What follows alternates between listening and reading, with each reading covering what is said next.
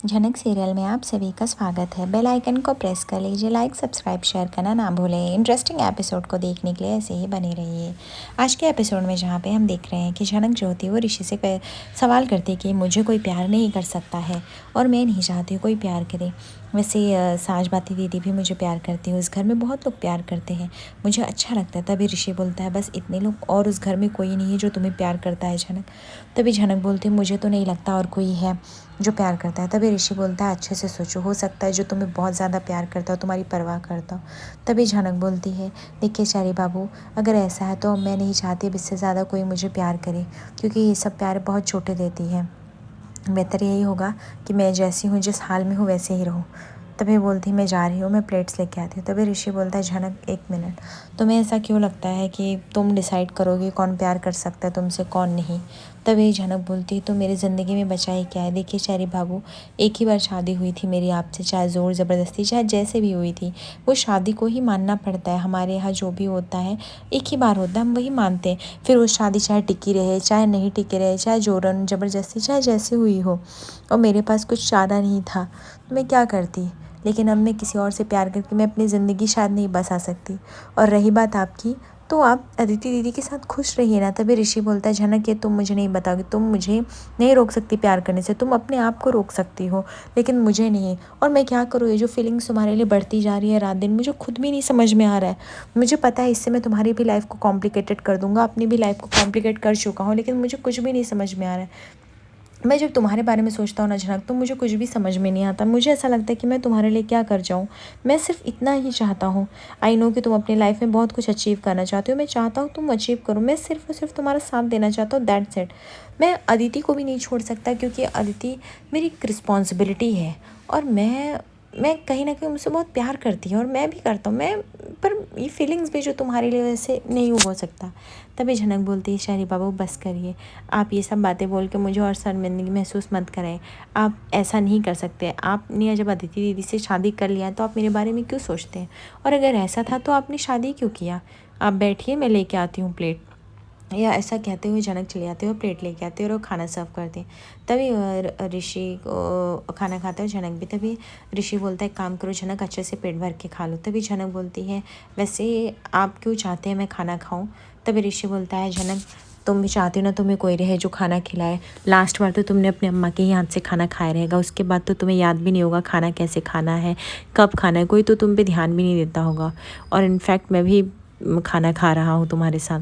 तभी झनक बोलती शहरी बाबू आप आराम से खाइए, इतना जल्दी जल्दी खा रहे हैं और इतना वक्त लेके बात करें। घर पे तो आप ऐसे आते थे 2 मिनट में खा के भाग जाते थे। तभी ऋषि बोलता है कि मैं घर पे किसी से बात भी तो नहीं करता था झनक, यहाँ पे तुम्हारे साथ जो टाइम स्पेंड कर पा रहा हूँ वो मैं कहीं और नहीं कर सकता, इसलिए वो खाने के साथ साथ चला जा रहा है। तभी झनक बोलती है ऐसा क्यों बोल रहे शहरी बाबू, क्या आप अदिति दीदी के साथ टाइम स्पेंड नहीं करते हैं। तब यहाँ पर ऋषि बोलता है अदिति कहाँ से बीच में आ गई। जनक बोलती क्यों नहीं, वो आपकी पत्नी है और वो आपकी हमेशा बीच में आ सकती है और ये बात हम कर ही सकते हैं। तभी यहाँ पे ऋषि बोलता है अच्छा वो सब छोड़ो, तुम्हें पता है जेठू और बड़ो माँ की 40th एनिवर्सरी आ रही है। आई थिंक तो वो तुम्हें बुलाएंगे और मुझे तो लगता है पुतुल दीदी खुद तुम्हें लेने आएंगी। हम तो चाहते हैं कि तुम वहाँ पर आओ, ठीक है, और हम अच्छे से सेलिब्रेट करें। दूसरी तरफ हम देखते हैं कि यहाँ पे अनिरुद्ध और अर्शी जो होते हैं वो ऋषि के पास जा रहे होते हैं, ऋषि को रंगे हाथे पकड़ने के लिए। तभी झनक बोलती है कि सहरी बाबू आत्मसम्मान सब कुछ होता है और मैं अपनी आत्मसम्मान को अब और ठेस पहुंचा के वहाँ नहीं आ सकती है हूँ, ये बात आपको भी पता है, आप रहने दीजिए। दूसरी तरफ हम देखते हैं वहाँ पे पुलिस ऑफिसर आते हैं और वो बोलते हैं हमें मिस्टर अनिरुद्ध बोस से मिलना है। छोटान बताते हैं कि अनिरुद्ध तो घर पे नहीं, किसी काम से बाहर गया, आप बोलिए स्टेल में जो भी है बात।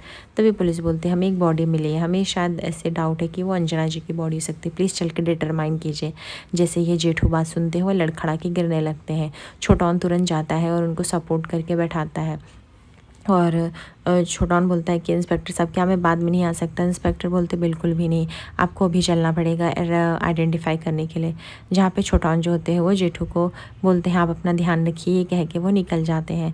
दूसरी तरफ हम देखते हैं कि अदिति जो होती है वो वहाँ पे पहुँच जाती है और जैसे ही वह ऋषि और झनक को साथ में देती है वो क्लैपिंग करने लगती है। अचानक से ऋषि और झनक डर के उठ जाते हैं और तभी यहाँ पे अदिति बोलती है कि वाह ऋषि, वाह तुमने तो बोला था तुम्हारी कोई कलीग है जो कि पुलिस फोर्स में है भूखी, तो क्या ये है, तुमने पुलिस फोर्स कब से ज्वाइन कर ली। दूसरी तरफ यहाँ पे ऋषि बोलता है तुम लोग तुम यहाँ पे कैसे आए थे और आप लोग कहाँ से आ पहुँचे। तभी उसकी नज़र प्रिंसिपल पे पड़ती है और बोलता है कि अच्छा तो मतलब आपने ये सब न्यूज़ दी। तभी यहाँ पे वो प्रिंसिपल बोलता है हाँ क्यों नहीं देता, अनिरुद्ध जी को मैं बहुत पहले से जानता हूँ और तुम उनके दामाद हो। और रही बात अगर अनिरुद्ध जी की बेटी के साथ कुछ होगा तब तो इन्वॉल्वमेंट लेना ही पड़ेगा। मैंने खाली उनको इन्फॉर्म किया क्योंकि उन्होंने कुछ बोला था, दैट्स इट। और वैसे भी आपने अपने अधिकारों का वजन दिखा के हमारे साथ गलत किया है। दूसरी तरफ यहाँ पे अदिति जो होती है वो झनक को पकड़ के कहती कि तुम मेरी ज़िंदगी बर्बाद करके ही चैन लोगी क्या, तुम्हें क्यों नहीं समझ में आता है। और ये खाना क्या खाना, माई फूड खाना उठा के जो अदिति फेंक देती है। तभी ऋषि बोलता है कि क्या कर रही हो अदिति, खाना क्यों फेंक रही हो। तभी यहाँ पे अर्शी बोलती खाना, उसको तो सब कुछ फेंक देना चाहिए। तुम, मुझे समझ में नहीं आता तुम किस टाइप के लड़के हो। तुम मतलब क्या करो, तुम मेरी बेटी को धोखा देते जा रहे हो, वो भी एक पराई लड़की से मिलने के लिए। तुम्हें समझ में भी आ रहा है। तब यहाँ पे ऋषि बोलता है माइंड योर लैंग्वेज, आप मुझे ऐसे कुछ भी नहीं बोल सकते। अरे आपको पता ही क्या है, मैं अगर झनक को खाना देने आया तो एक इंसानियत के नाते देने आया, मैं उसका एक लोकल गार्डियन हूँ। और अगर मैं अदिति तुम्हें ये सब बात बताता तो क्या तुम मुझे आने देती, बिल्कुल भी नहीं आने देती। इसलिए मुझे इतना बड़ा झूठ बोलना पड़ा। और तुमने मुझे क्या देख लिया, मैंने क्या ऐसा गलत कर दिया, मैं सिर्फ खाना ही खा रहा था। तुम्हें इसमें इस बात को पैनिक करने की क्या ज़रूरत है। तभी अदिति बोलती है बस करो ऋषि बस करो, मुझे जितना झूठ बोलना था, जितना बनाना तुमने सब कर लिया। और तुम आज खड़ी हो, आज कोई भाषण नहीं दोगी, आज कुछ नहीं बोलोगी। तभी झनक बोलते बिल्कुल भी नहीं, क्योंकि मेरा सवाल अब आपसे नहीं इनसे है। तभी यहाँ पे अनिरुद्ध बोलता है तुम क्या मेरे से सवाल करोगी, मैं खुद तुम्हारा बाबा नहीं हूँ। तभी यहाँ पे झनक बोलती है मुझे भी आपको बाबा मानने का कोई शौक़ नहीं है, लेकिन हाँ कभी कभी ऐसा लगता है दुनिया के सामने ये सच लाना बहुत ज़्यादा ज़रूरी है। तभी अर्शी बोलती है अच्छा तुम्हें लगता है तुम सच लाओगी, कैसे।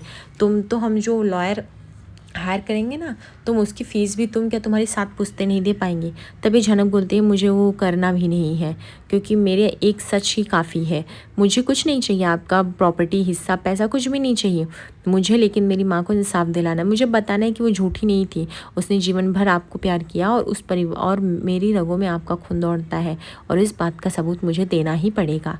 तभी अनिरुद्ध बोलता है ये तुम क्या बकवास कर रही हो। तभी झनक बोलती क्यों बकवास हो गया अभी, अगर आप बोलो तो सच और मैं बोलूँ तो झूठ, ऐसे कैसे हो सकता है कि मेरी माँ इतना बड़ा बात बोलती हो और वो झूठ हो। बाकी तो मैं आपसे माफ़ी चाहूँगी, लेकिन अब मैं चुप नहीं बैठूँगी, मेरे हक़ के लिए तो मैं ज़रूर लड़ूंगी। उसके बाद झनक जाती प्रिंसिपल के पास और बोलती आप तो वैसे बड़े हैं, लेकिन मुझे नहीं पता आप मुझसे इतना क्यों चिढ़ते हैं, आपको क्या प्रॉब्लम है। और अदिति दीदी और शहरी बाबू, अब शहरी बाबू आपने मेरे साथ गलत किया। आपने बोला था कि ये खाना आप घर वालों को बता के लाएं, उनकी मर्ज़ी से लाएं, लेकिन मुझे नहीं पता था कि आप ऐसे चोरी छिपा के लाएं, वरना मैं ये खाना नहीं खाती। हाँ मुझसे गलती हुई जो मैं घर का खाना खा ली, मैं किस हक़ से खाई मुझे वो भी नहीं पता, पर नेक्स्ट टाइम से शहरी बाबू इतना बड़ा झूठ मत बोलिएगा। तभी यहाँ पे अदिति बोलती तो तुमने इसको भी नहीं बताया। ओ माय गॉड ऋषि तुम क्या कर रहे हो, मुझे नहीं समझ में आ रहा है। उसके बाद वहाँ झगड़ा होने लगता है और सब लोग वहाँ घर के लिए निकलते हैं। अर्शी और अनिरुद्ध साथ में ड्राइव करके निकल रहे थे। तभी छोटान कॉल करता है और वह अनिरुद्ध को बताता है कि घर में पुलिस आई थी, वो बोल रहे थे कि अंजना बॉडी की बॉडी मिले, शायद देखने जाना पड़ेगा। अनिरुद्ध एकदम शॉक हो जाता है, बोलते तो क्या हुआ। छोटान बोलते लेकिन वो बॉडी आइडेंटिफाई हुई, वो बॉडी नहीं। अनिरुद्ध बोलता है चलो ये तो बहुत अच्छी बात है। छोटान बोलता है चलो तुम लोग जल्दी आ जाओ। उसके बाद यहाँ पे हम देखते हैं कि अंजना अचानक से घर पहुंचती है और पुलिस ऑफिसर लेके आते हैं, और जैसे ही जेठू की नज़र अंजना पे पड़ती है एकदम से खुशी से झूम उठते हैं और शॉक हो जाते हैं। उन्हें लगता है कि ये कैसे सच हो सकता है। वो दौड़ के जाते हैं और अंजना को गले लगा लेते हैं, जहाँ पे छोटान जो होता है देख रहा होता है और बोलता है बोदी आप आ गए। तभी यहाँ पे जेठू बोलते हैं अंजना तुम कहाँ चली गई थी, और छोटान भी पूछने लगते हैं। तभी छोटान बोलता है मैं एक काम करता हूँ, मैं अनिक को कॉल करके बता देता हूँ। वो अनिरुद्ध को कॉल करते हैं और बताते हैं कि बोदी मिल गई। अनिरुद्ध बहुत खुश हो जाता है और बोलता है चलो बहुत अच्छी बात है, और बड़ो माँ आप कहीं भी नहीं जाएंगे, आप रुकिए, मैं कुछ टाइम में घर पहुँचता हूँ, मैं आपसे बात करता हूँ, ठीक है। और जो भी हमसे गलतियाँ हुआ है मुझसे और रशी से, प्लीज़ आप माफ़ कर दीजिएगा।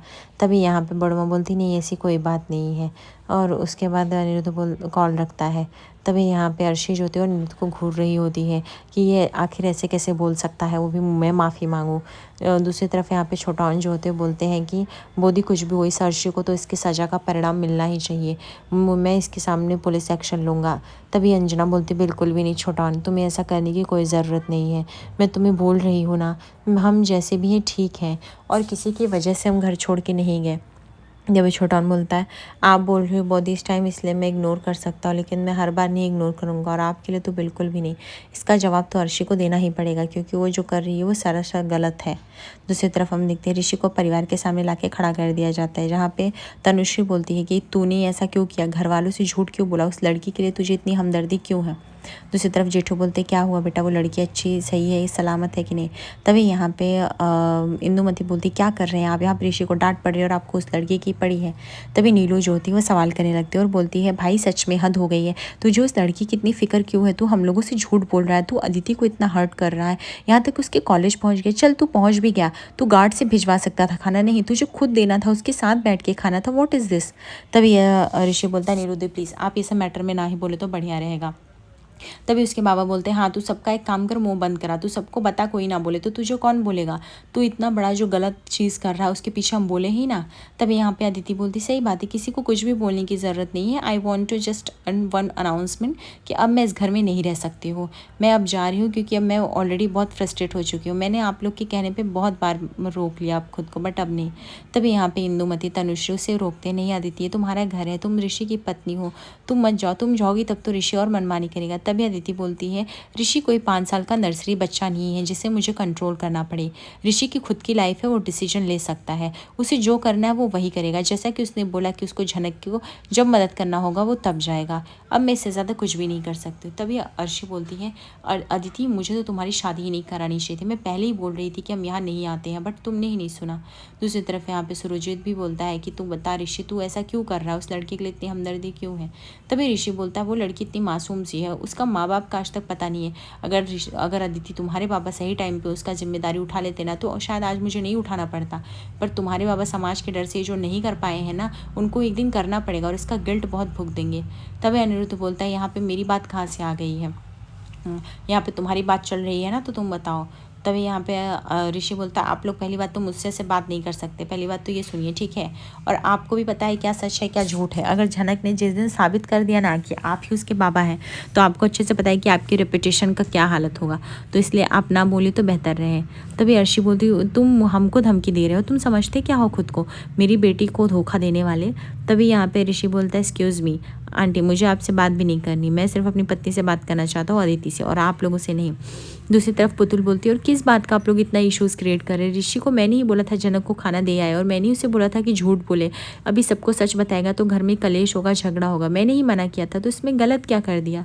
तभी नीलू बोलती ओ माय गॉड तो इन सब के पीछे तेरा हाथ था, हमें तो पहले ही समझ जाना चाहिए था। अर्शी बोलती है मैं बोल रही हूँ ना अदिति इस घर में सबके सब पागल हैं, तुम बिना टाइम वेस्ट के चलो, तुम अपनी लाइफ ऐसे वेस्ट नहीं कर सकती। तभी ऋषि बोलता है अदिति मुझे तुमसे बात करनी है। अदिति बोलती है ऋषि बात करने के लिए कुछ भी नहीं बचा है, मैं हमेशा तुम्हारी बातों में आती गई, अगर आज मैं आज नहीं आती तो तुम और एक झूठ बोल देते, बट दैट्स इट, अब मुझे इससे ज़्यादा कुछ भी नहीं करना है। अर्शी बोलती है अदिति तुम चलो, तुम्हें किसी चीज़ की कमी है, किसी भी चीज़ की कमी नहीं, तुम्हें इस घर में रह के और इस इंसान की इतनी चीटिंग सहने की कोई ज़रूरत नहीं, इसको जिस लड़की के पास जाना है जा सकता है। आज रात के हम एपिसोड में देखेंगे बड़ौदा और यहाँ पे इंदुमती की एनिवर्सरी। आगे एपिसोड पे से बने दर्शकों लाइक और सब्सक्राइब।